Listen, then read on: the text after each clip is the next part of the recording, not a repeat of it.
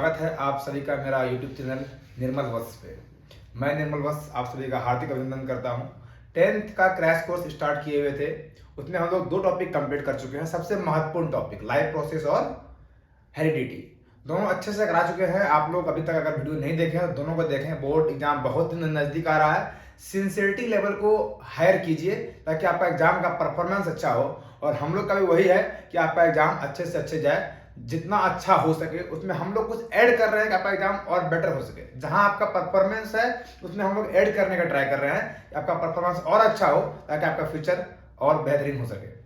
तो life process heredity complete कर चुके हैं, उसका क्वेश्चन प्रैक्टिस भी कराएंगे, लेकिन अभी थ्योरी पार्ट कंप्लीट है। और थ्योरी भी क्वेश्चन फॉर्म में ही है। जब हम पढ़ाते हैं तो बताते भी हैं कि क्वेश्चन किस टाइप का आता है, क्योंकि क्वेश्चन को देखने के बाद 10 साल का क्वेश्चन को जो हम लोग एनालिसिस किए हैं, वो एनालिसिस करने के बाद ही ये चीज को हम यहाँ पर बोर्ड पे लिखे हुए हैं।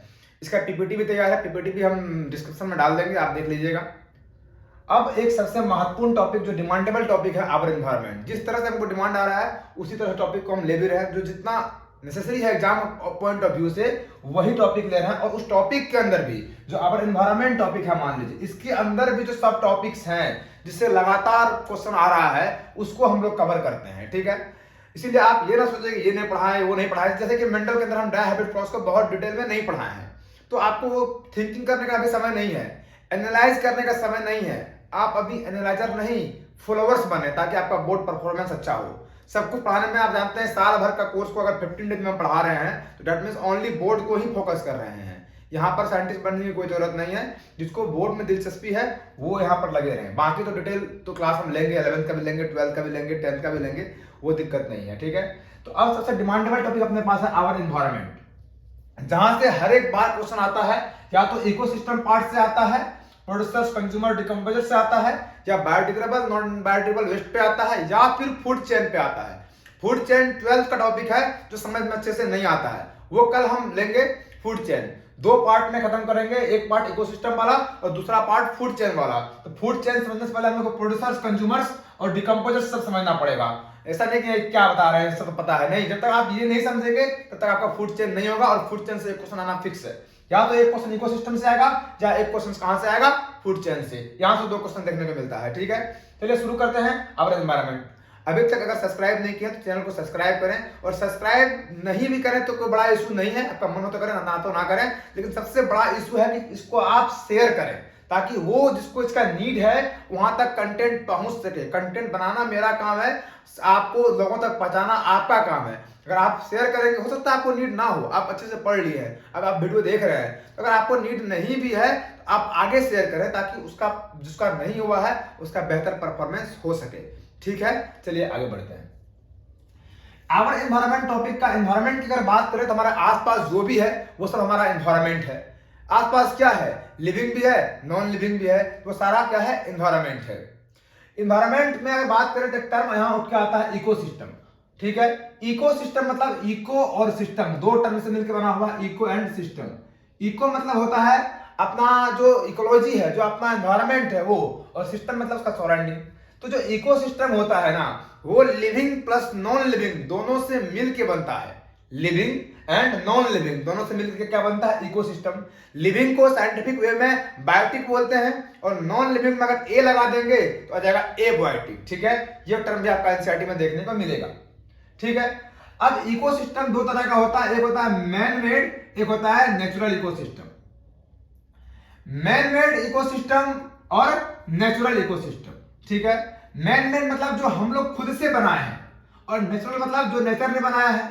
इकोसिस्टम हम बना सकते हैं। इकोसिस्टम का मीनिंग क्या होता है, जहां पर लिविंग भी रहे और as well as non living भी रहे। अगर दोनों कहीं पर रह रहा है तो दोनों मिलकर जो बनाएगा वो कहलाएगा इकोसिस्टम। ठीक है, तो इकोसिस्टम एक ड्रॉप पानी भी हो सकता है और एक बड़ा ओशियन भी हो सकता है, क्योंकि सिंगल ड्रॉप पानी में पानी हो गया नॉन लिविंग, और उस पानी के अंदर जो बैक्टीरिया फंजाई है वो हो गया लिविंग। तो एक सिंगल ड्रॉप का वाटर जो है वो भी अपने आप में एक इकोसिस्टम है, और जो ओशियन होता है वो भी अपने आप में इकोसिस्टम है। ओशन में भी क्या है, वाटर है, और साथ साथ फिश वगैरह है, तो फिश वगैरह क्या हो गया, लिविंग। जो वाटर है वो क्या हो गया, non living. Single drop of water को हम इकोसिस्टम क्यों बोले, क्योंकि सिंगल ड्रॉप ऑफ वाटर में वाटर नॉन लिविंग है, और वाटर के अंदर बैक्टीरिया फंजाई भी होता है, आप जानते हैं, वो लिविंग होता है। तो living plus non living equals to ecosystem. तो इकोसिस्टम हम बना भी सकते हैं, जैसे कि क्रॉप लैंड, जहां पे हम लोग खेती वगैरह करते हैं, धान गेहूं वगैरह उगाते हैं, वो भी एक इकोसिस्टम है। एक्वेरियम, आपके घर में एक्वेरियम होगा, एक्वेरियम में पानी होता है और उसमें हम लोग फिश को छोड़ देते हैं, तो पानी एक नॉन लिविंग हो गया और जो फिश है वो लिविंग हो गया, तो क्या हो गया, वो इकोसिस्टम हो गया। नेचुरल इकोसिस्टम की बात करें तो जो हमारा गॉड ने बनाया है वो एक्वाटिक भी हो सकता है और टेरेस्ट्रियल भी हो सकता है। एक्वाटिक मतलब पानी का इकोसिस्टम, पानी में दो तरह का पानी होता है, एक मेराइन इकोसिस्टम और एक फ्रेश वाटर इकोसिस्टम। जो हम लोग डेली लाइफ में देखते हैं, रिवर देखते हैं, लेक देखते हैं, पॉन्ड देखते हैं, ये सब क्या है, फ्रेश वाटर इसमें होते हैं। तो हमने इसे क्या नाम दिया, फ्रेश वाटर इकोसिस्टम। मेराइन का मतलब जो सी है, जो ओशियन है। अभी जब ओशियन की बात किए थे ना, जो लार्जेस्ट इकोसिस्टम क्या है, ओशियन होगा, और smallest single drop of water. ये लोगों को समझ में नहीं आता, हमको समझ नहीं आता, आखिर उसको समझ क्यों नहीं आता है। 12th में भी ये लिखा हुआ है एनसीईआरटी में, single drop of water can be considered as ecosystem. Easy है भाई, क्या समझना है इसमें, वाटर नॉन लिविंग, वाटर के अंदर बैक्टीरिया तो होता है, फंजाई तो होता है, हम डिस्टिल्ड वाटर की बात नहीं कर रहे हैं, हम नॉर्मल वाटर की बात कर रहे हैं, ठीक है। तो वाटर के अंदर बैक्टीरिया फंजाई होता है, पैथोजेंस होते हैं, तो वो क्या है, पैथोजेंस जो है, बैक्टीरिया फंजाई क्या है, लिविंग है, वाटर क्या है, नॉन लिविंग है। तो इकोसिस्टम हुआ ना, तो ओशियन तो इकोसिस्टम है ही, वहां पर पानी भी है, साथ साथ क्या है, फिश वगैरह भी है। तो जो एक्वाटिक इकोसिस्टम मतलब पानी वाला इकोसिस्टम, जो पानी से मिला हुआ इकोसिस्टम, ठीक है। जहां वर्ड इकोसिस्टम आए आपको बस मन में लाना है कि लिविंग भी हो और नॉन लिविंग भी हो, तो इकोसिस्टम कहलाएगा। एक्वाटिक मतलब पानी दो तरह का होगा, या तो मैराइन वाला पानी होगा या फ्रेश वाटर होगा। मैराइन में कौन आएगा, सी ओशियंस आएगा। फ्रेश वाटर में कौन आएगा, जहां हम लोग यूज करते हैं डेली, रिवर, लेक वगैरह। अब ये इकोसिस्टम खत्म हुआ, ये क्लासिफिकेशन सब इकोसिस्टम देगा, आप इसी तरह से लिखेंगे, this is the ecosystem. Man made, natural, जो हमने बनाया मैन मेड, क्रॉपलैंड, एक्वेरियम, जो गॉड ने बनाया वो नेचुरल होता है, एक्वाटिक भी होगा, टेरेस्ट्रियल भी होगा। टेरेस्ट्रियल इकोसिस्टम में क्या आएगा, फॉरेस्ट आएगा, डेजर्ट आएगा, ग्रासलैंड आएगा, तो ये सब क्या है, टेरेस्ट्रियल होता है, ठीक है। फॉरेस्ट वगैरह जो हम लोग फॉरेस्ट लगाते हैं, 10-5 पेड़ भी लगा दिए तो वहाँ पेड़ भी है, तो वहाँ पर नॉन लिविंग थिंग्स, सोयल वगैरह भी है। लिविंग जब हमारा फॉरेस्ट होगा वहाँ बहुत सारे पक्षी भी होंगे, बहुत सारे एनिमल्स भी होंगे, तो फॉरेस्ट वगैरह हो गया। अब ये आप क्लासिफिकेशंस कर दें। अब आगे अगर बढ़े तो टर्म आता है producers and consumer. Life process में हमने पढ़ चुका है कि प्लांट अपना खाना खुद प्रिपेयर करता है with the process of photosynthesis, पढ़ चुके हैं ना। अगर आप नहीं पढ़े हैं तो जाएं और उसे पढ़ें। प्रोड्यूसर्स का मतलब जो अपना खाना खुद प्रिपेयर करता है with the help of photosynthesis. उसमें कौन आता है, autotrophic plants and blue green algae, BGA इसको बोलते हैं।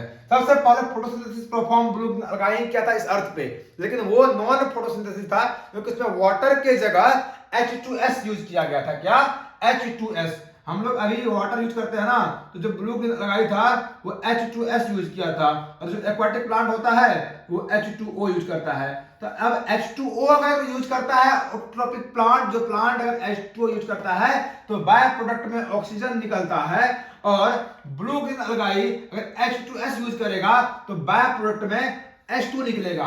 या तो H2O यूज करे या H2S यूज करे, खाना तो खुद बना रहा है, अगर खाना खुद बना रहा है तो वो प्रोड्यूसर्स कहलाएगा। लेकिन डिफरेंस क्या है, जो प्लांट करेगा उसमें ऑक्सीजन भी रिलीज होगा जो हमारे काम आएगा, और ये सल्फर रिलीज होगा हमारे काम नहीं आएगा। खाना खुद बना रहा है तो प्रोड्यूसर्स कहलाएगा। कंज्यूमर, हम लोग कंज्यूमर है, हम लोग प्लांट्स के बनाए हुए खाना को खाते हैं, तो क्या कहलाएंगे, कंज्यूमर कहलाएंगे। जो डिपेंड है प्रोड्यूसर्स पे, कंज्यूमर कहलाता है। जितना भी एनिमल है और हम लोग भी जो है ह्यूमन बीइंग्स, ये भी क्या है, कंज्यूमर्स हैं। अंडरस्टूड। ये प्रोड्यूसर्स कंज्यूमर सुनने में इजी लग रहा होगा, इजी है भी, लेकिन जब हम बात करेंगे फूड चेन में ट्रॉपिक लेवल 1, 2, 3, वहां पर ये काम आएगा, वहां आप आंसर करना, ठीक है।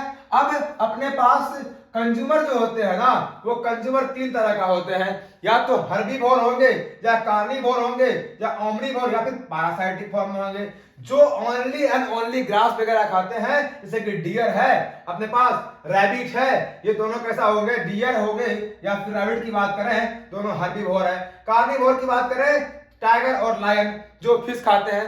फ्लैशी फिश खाते हैं, नॉन वेज वगैरह, वो सब कार्निवोरस होते हैं, ठीक है, मीट खाते हैं। और जो ओमनीवोर है वो जो है वेजिटेबल्स एज वेल एज जो मीट वगैरह है वो भी खाते हैं, वो ओमनीवोर में आते हैं। जैसे कि हम लोग ह्यूमन बींग्स, नॉर्मल नहीं ह्यूमन बींग्स तो ओमनीवोर ही होते हैं, जो नहीं खाते हैं नॉन वेज वो हर्बीवोर में आ जाएंगे, लेकिन ह्यूमन बींग्स ओमनीवोर में ही रखा जाता है। यहाँ देख रहे हैं ह्यूमन बींग्स को हमने ओमनीवोर के अंदर रखा है। 12th का एनसीईआरटी भी रखा, आपका भी एनसीईआरटी रखा, दैट्स इट।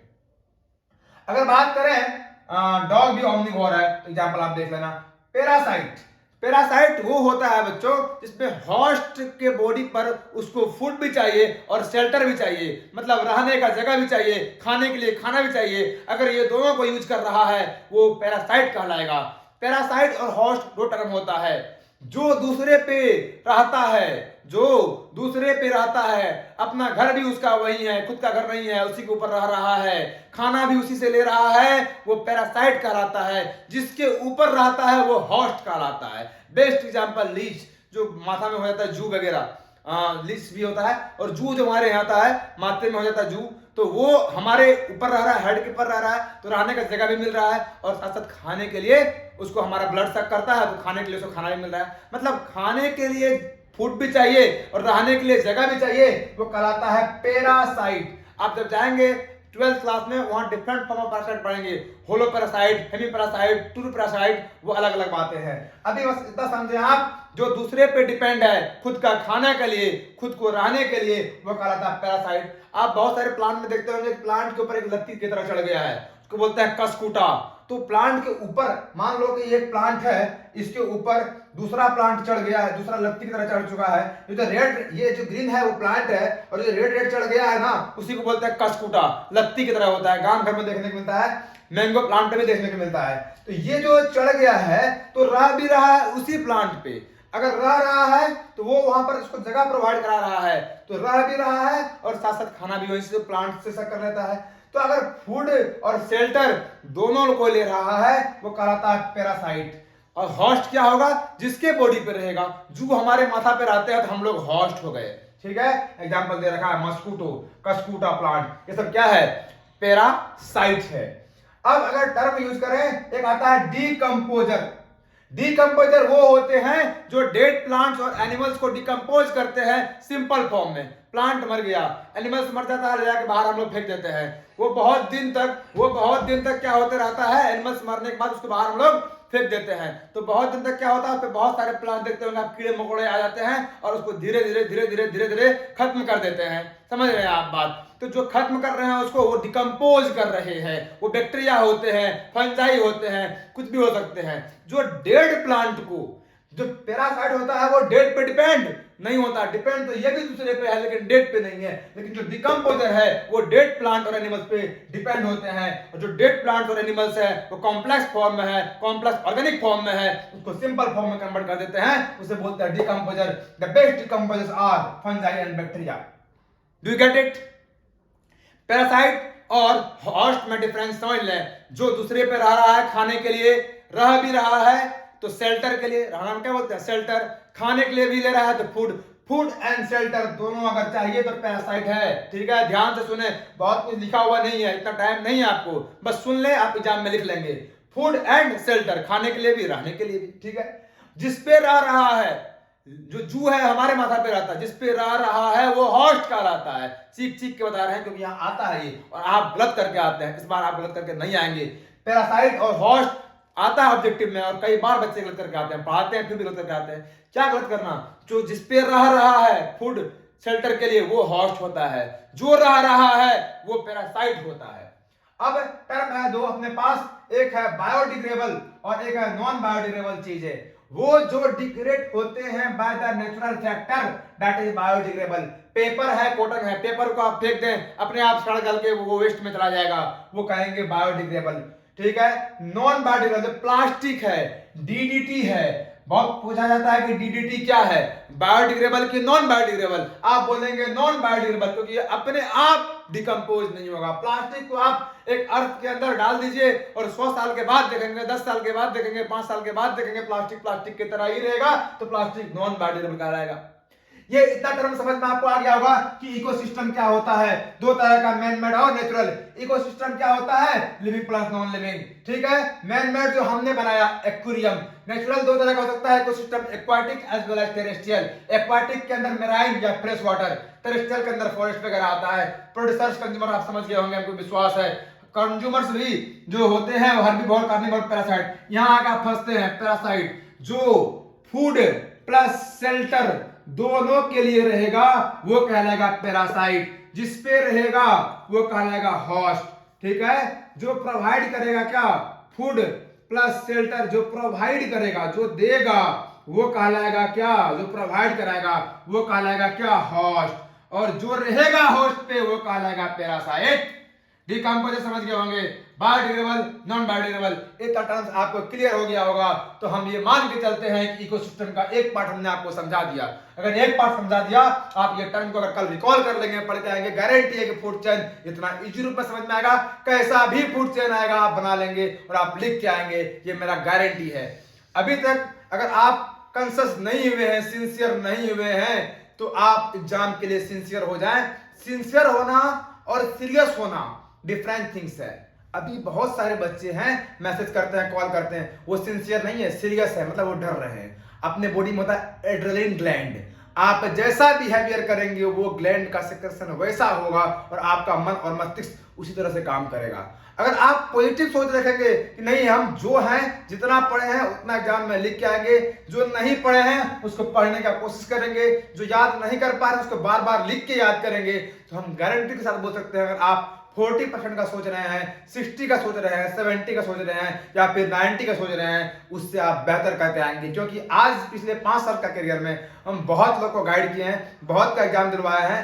सबका जो ये मोटिवेशन है, खुद का जो सेल्फ मोटिवेशन, हम आपको कितना भी समझाएंगे वो समझ नहीं आएगा। जो सेल्फ मोटिवेशन है वो काम आता है। क्योंकि अगर आप अच्छा सोचेंगे, पॉजिटिव सोचेंगे, तो आपका बॉडी का जो एड्रेनलिन ग्लैंड है वो पॉजिटिव हार्मोन को सिक्रेट करेगा और आपका जो डोपामाइन है वो रिलीज होगा। और वो डोपामाइन क्या करेगा? आपका बॉडी को हमेशा स्टिमुलेट रखेगा, बॉडी को एक्टिव रखेगा, ताकि आप चीजों को समझ सकें और फ्रीली माइंड से लिख सकें। विश्वास मानिए, अगर आप किसी चीज को 2 से 3 बार पढ़ लिए ना, भले आपसे कोई पूछे आप आंसर ना दे सके, लेकिन एग्जाम में आप लिख के आएंगे। आपको 10 चीज हमने पढ़ा दिया, अभी कॉपी देंगे, आपको लिखने आप 5 चीज लिख पाएंगे। अगर मुंह से पूछेंगे आप 9 चीज बोल पाएंगे, और अगर एक बार और पढ़ लेंगे एग्जाम में आप 10 का 10 चीज लिख के आएंगे।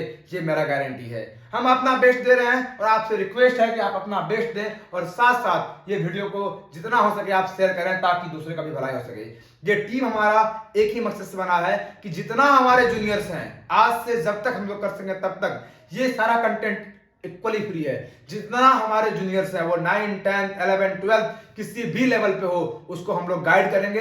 तब तक गाइड करेंगे जब तक वो अपना मन चाह कॉलेज में ना पहुंच जाए, चाहे मेडिकल हो या आईटी हो, क्या कोई भी डिफरेंट फील्ड हो। हर एक फील्ड के लोग आएंगे, आपसे मिलेंगे इसी चैनल पे, आपको गाइड भी करेंगे। फिलहाल अभी आप 10th पे ध्यान दें, आपका और एनवायरनमेंट का एक टॉपिक कंप्लीट होगा और नेक्स्ट डे में पूरा कर लेंगे। ठीक है, पढ़ते रहिए, मस्त रहिए। कोई दिक्कत हो तो व्हाट्सएप नंबर डिस्क्रिप्शन में दिया हुआ है, आप वहां से डायरेक्ट कांटेक्ट करें। ठीक है, अभी के लिए इतना।